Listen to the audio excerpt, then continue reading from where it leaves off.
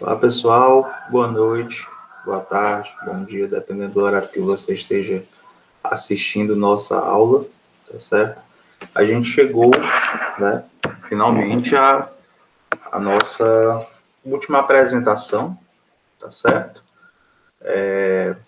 Eu costumo designar, são videoaulas, né, é um conteúdo explicativo, né, é uma aula expositiva, tá certo? Mas eu gosto de dar o nome de explicações, né, ou de exposições, tá certo? Penso que a aula em si, ela envolve, né, uma outra dinâmica, né, infelizmente por conta da pandemia não está sendo possível, né, mas no futuro próximo aí eu tenho muita esperança de que a gente vai estar novamente dentro dessa perspectiva, tá ok? Bom, então vamos lá, né, sem muito tempo a perder, vamos começar, tá? Para o vídeo não ficar muito longo, vocês têm percebido que eu tenho procurado gravar vídeo de no máximo 30 minutos, porque, venhamos e convenhamos, é cansativo, né? E algo extenso demais, é pouco provável que se produza, né, um resultado positivo, né, que vocês assimilem, né, de uma forma efetiva, né, o conhecimento que a gente está tentando transmitir, né, facilitar, né, para vocês. Bom, pessoal, já está transmitindo, tá certo? E vamos lá, né, para a nossa parte final do nosso conteúdo, tá certo? Bom, eu não coloquei água aqui do meu lado, mas tudo bem. Vamos lá. Deixa eu expandir a tela, tá? Vamos lá, expandir aqui a tela. Ok. Bom, pessoal, a gente estava falando, né, eu tive a oportunidade de mostrar para vocês em slides anteriores, no monitor multiparamétrico, que existe uma função nele chamado, existia uma curva, e essa curva, ela representava a quantidade de gás carbônico que um paciente expelia, né, a cada movimento respiratório, né? Todo mundo está lembrado. Permita eu tirar esse negócio daqui. Todo mundo está lembrado da fisiologia da troca gasosa. Como é que a gente sobrevive, nós seres humanos e demais criaturas vivas que fazem respiração aeróbica, ou seja, dependente do oxigênio. Nós respiramos o ar, captamos o oxigênio e expelimos o gás carbônico. É muito claro, pessoal, que se existe uma quantidade correta, né, definida, uma melhor quantidade, né, uma quantidade ótima de oxigênio que eu deva inspirar para poder satisfazer as necessidades metabólicas do meu corpo, significa também que eu devo expelir uma certa quantidade também ótima, né, que retire, né, que eu esteja expelindo, né, essa quantidade de CO2, que é o ideal, né, que eu coloco para fora à medida que eu inspiro oxigênio e vou, né, expirando gás carbônico. Bom, por que a gente está falando isso? Porque o que a gente vai ver nessa aula de hoje, tá, são alguns problemas que existem quando a gente retém oxigênio em excesso, retém gás carbônico em excesso, ou seja, nós não expelimos adequadamente a quantidade correta de CO2 que deve ser expelida a cada respiração, tá? E isso, né, tanto por origem respiratória como por alguma doença que a gente tem, que possa vir a ter, tá? Isso provoca desequilíbrio no pH, tá, do nosso organismo, que é importantíssimo. Nós temos um pH fisiológico, que nós vamos ver daqui a pouco, tá certo? Que é o ideal para que as células, tecidos do teu organismo funcionem adequadamente. Uma variação a mais ou a menos transformando o teu pH, deixando ele mais básico ou mais ácido, tá? Pode ser fatal para o nosso organismo. E o que é que tem a ver a capnografia com isso? A capnografia é exatamente isso, ela verifica a quantidade, os capnógrafos analisam e registram a pressão parcial de CO2 durante o ciclo respiratório por um sensor aplicado nas vias aéreas do paciente. Eu falei para vocês isso na última aula, que tem um sensorzinho, um dispositivo no tubo do paciente, que transmite a informação para o monitor, que vai dizer se a quantidade de CO2 que aquele paciente está expelindo está adequada ou não, tá certo? Das vias aéreas do paciente ou pela aspiração de uma amostra de ar nas vias aéreas processada por um sensor. A capnografia ela é utilizada como parâmetro indicativo de acidose respiratória. Nós vamos ver daqui a pouco esse conceito. Antes de qualquer coisa, professor, é competência do profissional técnico em enfermagem ter domínio absoluto sobre esses termos, acidose, alcalose, respiratório, metabólico? A resposta é não. Contudo, volto a dizer, quanto mais conhecimento você adquire, tá? Não estou cobrando, não será cobrado isso aqui para vocês em atividades obrigatórias, tá certo? Mas sim, eu vou passar esse conhecimento para vocês, porque é importante, você for trabalhar dentro de uma UTI, você ter condições de identificar, não é nem dar diagnóstico, pessoal, é você saber do que se trata. Você está situado ali no meio de algo que esteja acontecendo. Você vê toda a equipe médica mobilizada para poder corrigir o pH do sangue de um paciente. Você vê ali o enfermeiro, você vê o médico, você vê o fisioterapeuta, e você, enquanto técnico de enfermagem, você está alheio àquela situação ali, totalmente. Isso não significa que você tem que ter domínio sobre tudo, né? Mas, poxa, você pode estar entendido ali daquela situação ali que está se desenvolvendo, e você ter uma ação de enfermagem, né, mais precisa, mais eficiente, né, e assim você contribuir para o bem-estar da sua clientela, né? Está ali tão necessitado que é o paciente em UTI. Bom, como eu ia dizendo, né? Então, a capnografia é utilizada como parâmetro indicativo dessa acidose respiratória, que a gente vai conversar daqui a pouco sobre ela, e como ferramenta no auxílio ao desmame do respirador, ou seja, a capnografia vai dizer se a quantidade de CO2 que está sendo expelida está adequada ou não. Quanto mais próxima do adequado estiver, significa que mais independente daquele ventilador mecânico o paciente pode estar. Então, significa que mais próximo de extubar, então o paciente também pode estar. Então, é um parâmetro que a gente utiliza para dizer se aquele paciente vai ou não sair do tubo. Uma capnografia com valor 0 significa que o paciente não está respirando, pessoal. Ora, se o paciente não está respirando, não está colocando oxigênio para dentro, obviamente também não está expelindo CO2. Aí você me pergunta, o que está acontecendo com esse CO2 dentro?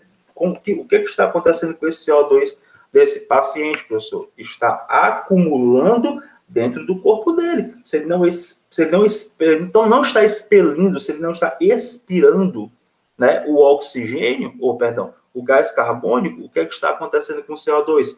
Está sendo retido dentro do organismo, tá? Bom, então, vamos lá, onde a gente está. Uma capnografia com valor 0 significa que o paciente não está respirando, ou pode também apresentar uma desconexão do equipamento ou mau funcionamento, né? Claro que o quadro mais crítico é o paciente não está respirando. O valor normal do capnógrafo é de 35 a 45 milímetros de mercúrio. Isso significa que o valor normal de CO2 expirado por um paciente varia de 35 a 45 milímetros de mercúrio. Uma diminuição da capnografia indica hipotermia, choque hipovolêmico, diminuição de atividade muscular, hipotiroidismo, anestesia geral, hiperventilação alveolar e até mesmo mau funcionamento do equipamento. Tudo aquilo, pessoal, tudo aquilo. Cadê a setinha aqui para ajudar? Tudo aquilo que reduz o metabolismo do paciente diminui, tá? A quantidade de gás carbônico de CO2 que é expelido, tá? Hipotermia diminui o metabolismo, choque hipovolêmico leva o paciente à morte, diminui o metabolismo, diminuição da atividade muscular, queda do metabolismo, hipotireoidismo, redução da função do hormônio da tireoide dentro do organismo, anestesia geral, tudo isso reduz o metabolismo, reduz a quantidade de CO2 que é expelido dentro do organismo. Se o teu metabolismo está ok, significa que você também vai expelir CO2 de uma forma adequada. O aumento da capnografia indica também o contrário, pode ser hipertermia, sepse, que é um quadro de infecção generalizada, aumento da atividade muscular, hipertireoidismo, hipoventilação alveolar, e também pode ser mau funcionamento do equipamento. Bom, vamos para frente. Bom, pessoal, esse quadro aqui, tá? Eu vou deixar... eu vou explicar, tá? Mas, volto a dizer, eu vou explicar de uma forma bem básica, tá certo? Então, a gente não vai, conforme prometido para vocês, tá? Porque eu penso também que não é o objetivo dessas aulas fazer esse aprofundamento, só vou passar a ideia para vocês, tá? Do que significa alguns termos desses aqui, tá certo? Para você entender o que ocorre no paciente quando ele retém, tá? Ou expele gás carbônico CO2 em excesso, tá certo? Bom, primeiro, conceitos de ácido e base, tá? Conceito de ácido, pH baixo, quando o pH está baixo. O sangue humano, ele tem um pH em torno de 7,35 a 7,45. Quando ele baixa disso, ele faz acidose. Quando aumenta o pH, ele faz alcalose. Essa alcalose, ela pode ter uma origem respiratória, ou seja, porque o paciente, o cliente tem um problema a nível de respiração. Como assim, professor? O paciente que ele não está respirando, ele concentra o que dentro do organismo dele? Porque ele não está botando para fora gás carbônico. Esse gás carbônico vai se misturar com o que dentro do corpo dele? Aí você pensa comigo, né? Qual é o principal componente do corpo humano? Tá? Qual é o principal elemento, a principal substância que tem dentro, que responde por mais de 70% do corpo humano? Me diga você. Água. Água. Então, o CO2 vai reagir com água, formando ácido carbônico, liberando íons H+, tá? Esse ácido carbônico vai se acumular e vai fazer acidose. Por que de origem respiratória? Porque o paciente parou de respirar. A acidose metabólica, pessoal, também a acidose, obviamente, vai reduzir a quantidade de pH, mas ela é metabólica porque ela não tem origem na respiração. Ela não tem origem em acúmulo ou diminuição de gás carbônico. Ela tem uma outra origem. A acidose ou a alcalose metabólica, elas têm a ver com o aumento ou diminuição do íon bicarbonato dentro do nosso organismo. Quando o paciente evolui para uma sepse, uma infecção generalizada, tá? O paciente ele vai fazer acidose metabólica, porque vai diminuir, tá? Esse processo séptico, esse processo de agravamento do quadro vai diminuir a quantidade de íon bicarbonato, fazendo com que o sangue se torne mais ácido. E o contrário também é verdadeiro, tá? Quando o paciente, por conta de uma doença, aumenta excessivamente, tem um aumento na quantidade do bicarbonato, vai tamponar demais aquele sangue e o paciente vai ter um aumento do pH, que no caso é uma alcalose metabólica, tá certo? Esses são os princípios básicos, pessoal. A gente não vai mergulhar, tá, como forma prometido para vocês, em coisas mais aprofundadas nisso aqui. Mas você sabendo disso, tendo esse conhecimento, você já parte na frente, tá? Não no sentido de competição, você parte na frente para ajudar alguém, tá bom? Vamos em frente. Daqui é um quadro explicativo, né, daquilo que a gente falou agora há pouco, tá? pH humano normal 7,35, 7,45, pressão de CO2 no sangue normal 35 a 45, pressão de oxigênio normal no sangue de 80 a 100, pressão de bicarbonato no sangue, né, 22 a 28, tá certo? Elevação à alcalose metabólica, diminuição à acidose metabólica, tá?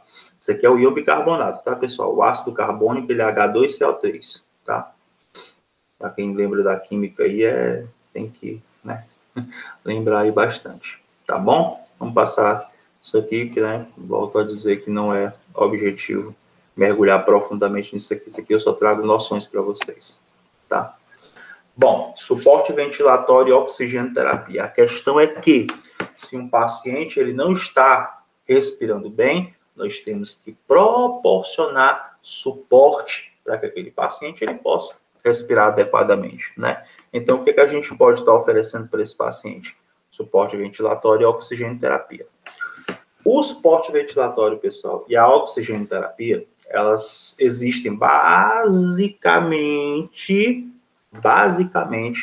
em dois sistemas. Sistemas de baixo fluxo e sistemas de alto fluxo. Os sistemas de baixo fluxo, vamos lá acompanhando o slide, fornecem oxigênio suplementar diretamente às vias aéreas com fluxos de até 6 litros por minuto, olha só, 6 litros por minuto ou menos, com fluxo inspiratório de indivíduo, como o fluxo inspiratório de indivíduo adulto é superior a este valor, o oxigênio fornecido por este dispositivo será diluído com o ar, resultando no FiO2, lembram? FiO2, fração de oxigênio inspirada, né, baixa e variável, tá? Então, sistemas de baixo fluxo, obviamente, produzem uma FiO2 baixa, tá? E a gente usa cânula nasal e catéter nasal.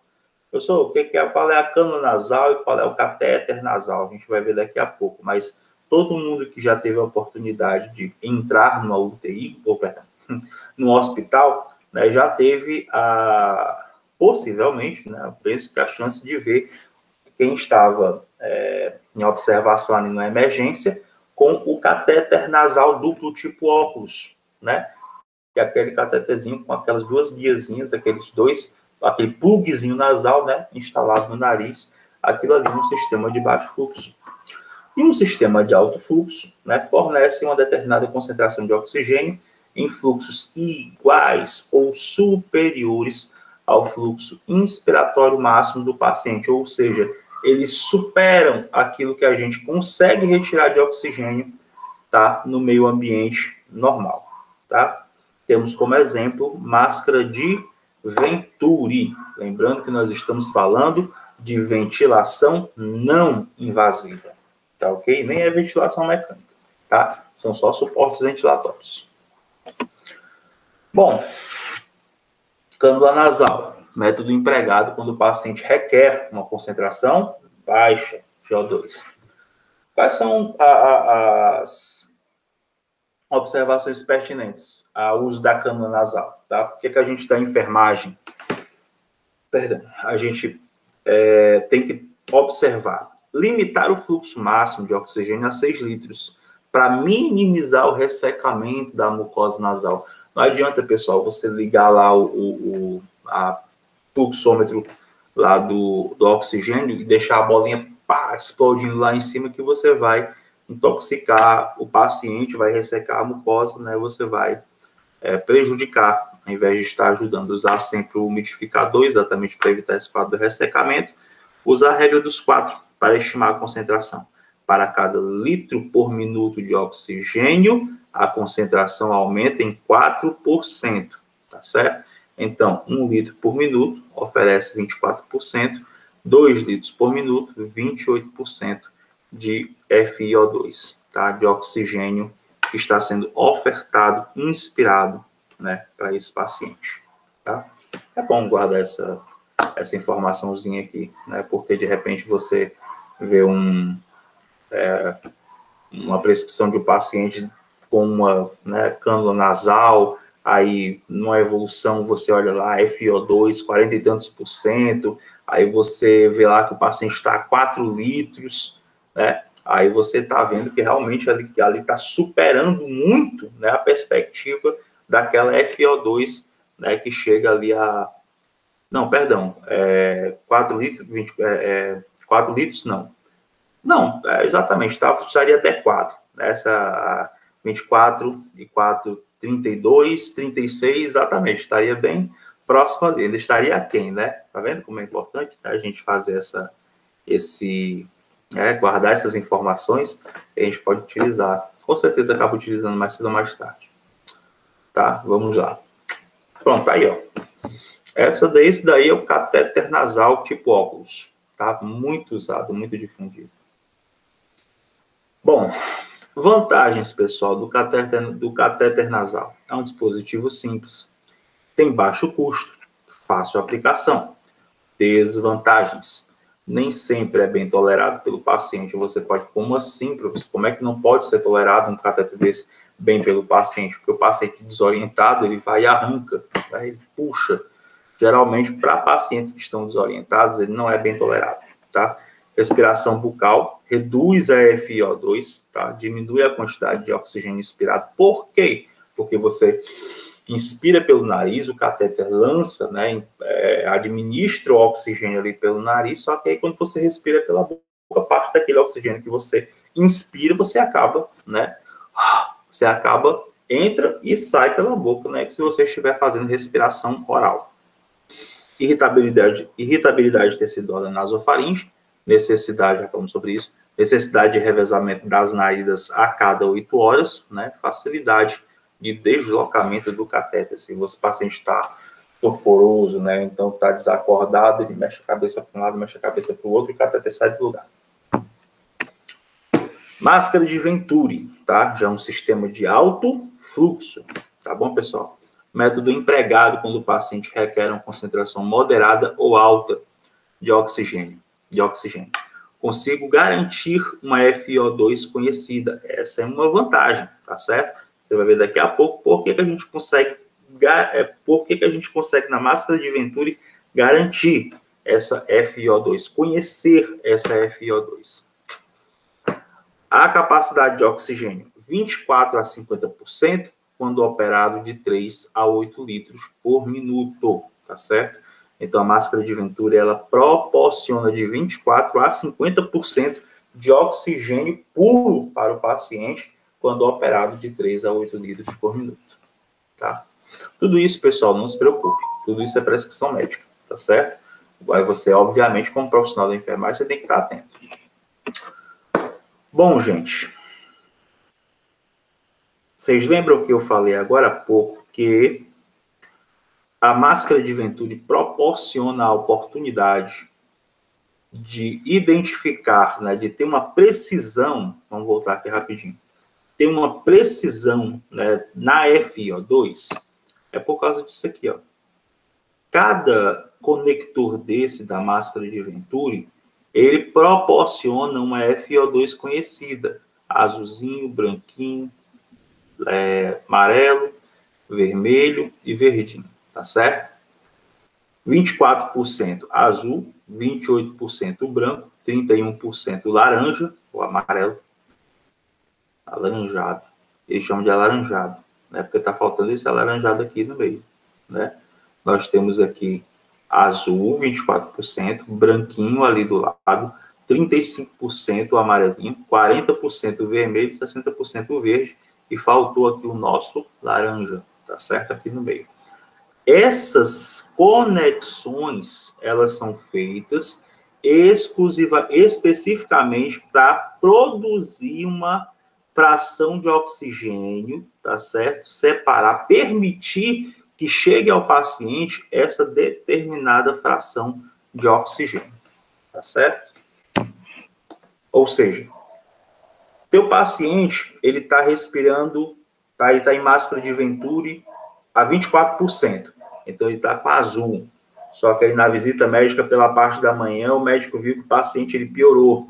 E aí ele quer aumentar a FiO2 do paciente. Então, ele troca essa azul, tá? Não, ele troca não. Ele faz a prescrição de uma FiO2 40%. Qual é a que você vai instalar nele? Você vai instalar a vermelhinha.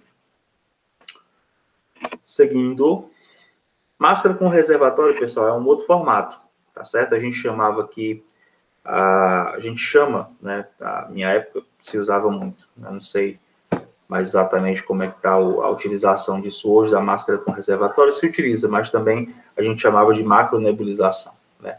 Método empregado quando o paciente requer uma concentração alta de oxigênio, né? Você instala a máscara do paciente e você opera com 10 a 15 litros por minuto. Aí sim você abre mesmo o fluxômetro e você deixa a bolinha lá em cima e a quantidade de oxigênio, né, ser dispensada à vontade para o paciente. Essa daqui, tá? Essa daqui. Às vezes não tem esse sistema de reservatório aqui, tá? E é só conectado aqui no paciente na máscara e é ligado o oxigênio a 100%, tá? Mas, né, o ideal, o correto é que tenha esse sistema de reservatório, tá? Para o oxigênio ficar aqui, né, circulando e ter esse reservatório para o paciente, tá? Bom, existem outras situações, pessoal, que dizem respeito a, por exemplo, né, suporte ventilatório em UTI neonatal, tá? Existe o circuito de CPAP neonatal. O CPAP é uma técnica de suporte ventilatório não invasivo, onde um ventilador, ou então uma máquina de CPAP, ela oferece, tá, ar em uma grande concentração, tá certo? Ar em uma grande concentração, uma forte concentração, em uma forte pressão, em uma pressão positiva, tá certo? Por isso que o termo é em inglês, é CPAP, Continuous Pressure Airway Positive, tá? Pressão contínua, né, aérea positiva, ou seja, a gente vai ver uma figurinha daqui a pouco que você vai entender. É instalado um plug nasal no recém-nascido e é conectado a uma máquina de CPAP, ou então a um ventilador mecânico que faz a função do CPAP, onde é administrado ar rico em oxigênio em pressão alta para o recém-nascido, pressão positiva. Para que isso? Para que haja uma melhor troca gasosa, uma melhor captação de oxigênio pelo pulmão daquele recém-nascido, né? Talvez uma criança com um quadro respiratório, tá certo? Ou então até mesmo com uma insuficiência, né, pulmonar por conta de uma prematuridade, tá certo? Tudo isso são indicativos de uma criança com CPAP. O circuito de CPAP neonatal é hoje amplamente utilizado nas unidades de terapia intensiva, visto que é um método não invasivo e evita as complicações de uma intubação endotraqueal.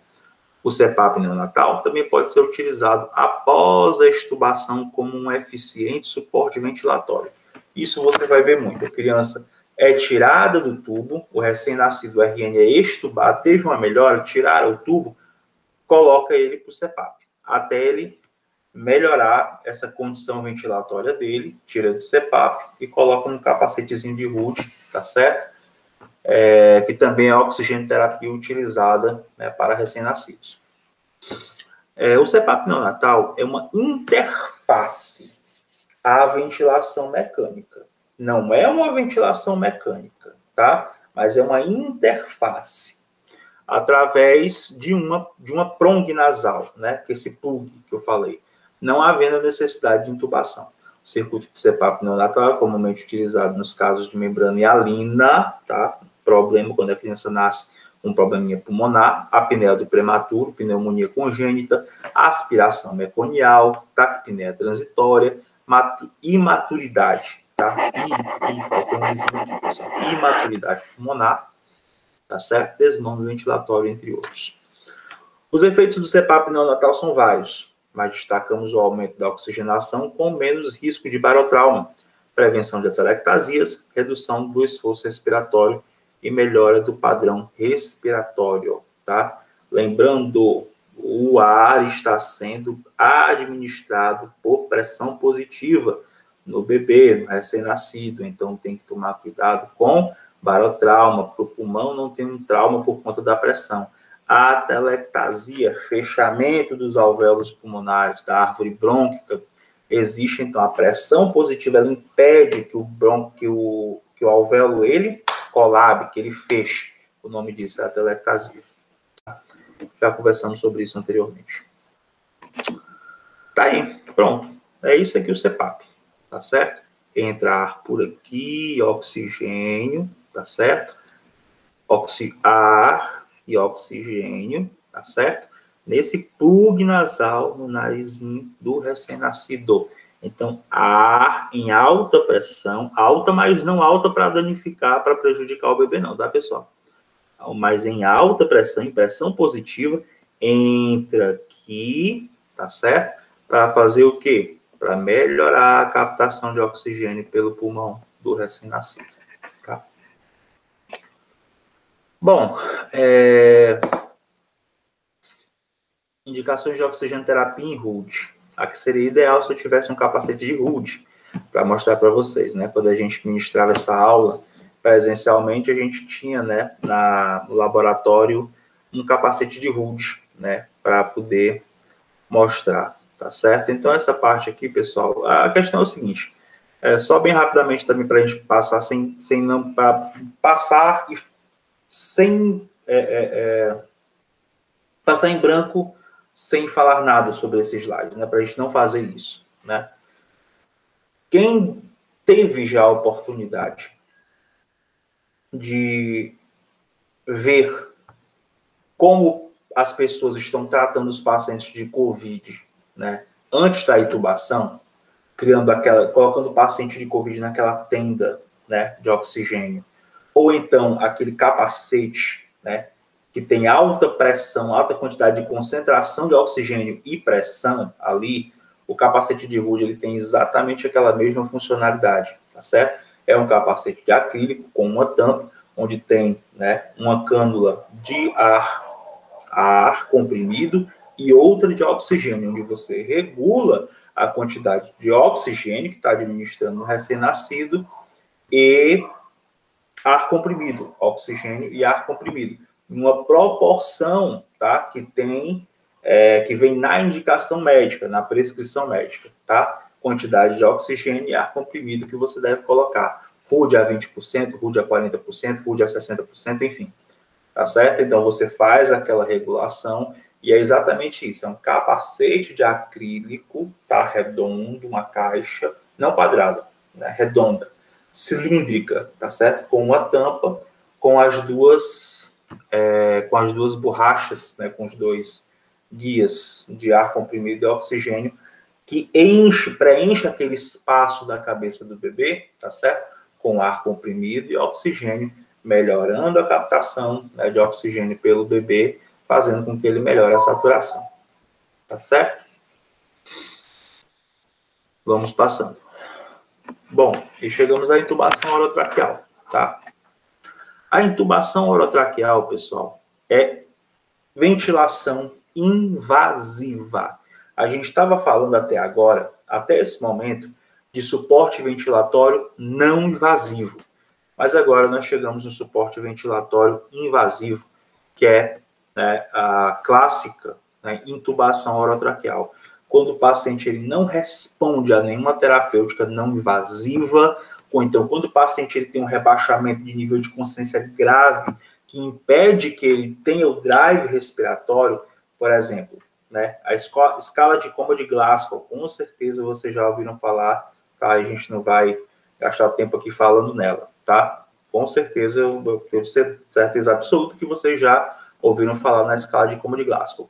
Então, a escala de coma de Glasgow, quando o paciente marca Glasgow menor do que 8, tá certo? Significa que o rebaixamento do nível de consciência é tão severo que ele perde o drive respiratório, que ele perde o estímulo natural da respiração. Então, ele é um paciente que vai para o tubo, tá certo? Paciente em parada respiratória ou parada cardíaca, intubação. Insuficiência respiratória grave, que diminui a saturação do paciente a níveis abaixo, até mesmo abaixo de 80, intubação. Obstrução das vias aéreas, sem condições de você reverter essa obstrução, intubação orotraqueal. Presença de secreção abundante na árvore pulmonar profunda, também causando obstrução, intubação orotraqueal. Tá? E esse é o tubo, tá certo? E esse aqui é o tubo, o clássico tubo, tá? Esse é um tubo adulto, pessoal. Esse é o cuff, tá? Na ponta do tubo. Quando o paciente é intubado, tá? O médico ele faz a verificação para ver se não há seletividade, para ver se um pulmão não está ventilando mais do que o outro. Você faz isso através de ausculta, tá? Pulmonar. Você ausculta o paciente, identifica se o paciente está tendo ou não seletividade no pulmão, aí você infla o cuff. O cuff ele tem que ser insuflado por essa guiazinha azul aqui. Você coloca, introduz na seringa de 20 ml, tá? Lança mais ou menos aqui uns 10 ml a 15 ml no cuff, de forma que esse cuff ele não fique tão insuflado, tão cheio. Por quê? Porque se ele ficar muito cheio, ele vai lesionar, ele vai pressionar a parede da traqueia e pode causar uma lesão nesse paciente, tá certo? Fixa-se então o tubo, né, na boca do paciente, e ali o paciente vai permanecer pelo menos uma semana, tá? Se ele não evoluir para um quadro melhor, tá? E se ele tiver alguma pior e continuar a necessidade de permanecer em ventilação mecânica, o tubo então ele será retirado e o paciente ele vai fazer uma traqueostomia, tá? Muito comum, novamente eu falo, né, em pacientes de COVID-19, tá certo? Bom, gente, era isso que eu tinha para passar para vocês na nossa primeira unidade, tá certo? De paciente crítico 1. A próxima aula vai começar em medicações, principais medicações em UTI, tá certo? Eu penso que eu vá fazer uma aula separada e postar na nossa sala, tá? No Google Class, sobre choque, tá certo? Porque eu estava vendo nos slides adiante, tá? A gente não vai, parece, se não me engano, não tem um espaço para a gente falar de choque circulatório. Eu vou ver direitinho, tá certo? E se realmente não tiver esse espaço, eu vou preparar uma aula e vou postar no Google Class, tá certo? Para vocês, tá bom? Então é isso aí. Bom trabalho a todos. Vamos estudar, tá certo? As atividades estão aí. Façam revisão daquilo que vocês têm mais dificuldade, tá bom? E eu vou interromper aqui o compartilhamento, tá? Desejando aí a todos, tá? Desejando a todos aí bons estudos, bom trabalho, tá certo? A gente está às ordens aí para qualquer coisa, mande mensagem no Google Class, tá certo? Acione aí a gente vai tentar lhe ajudar, tá? Um abraço. Boa noite aí a todos e a todas.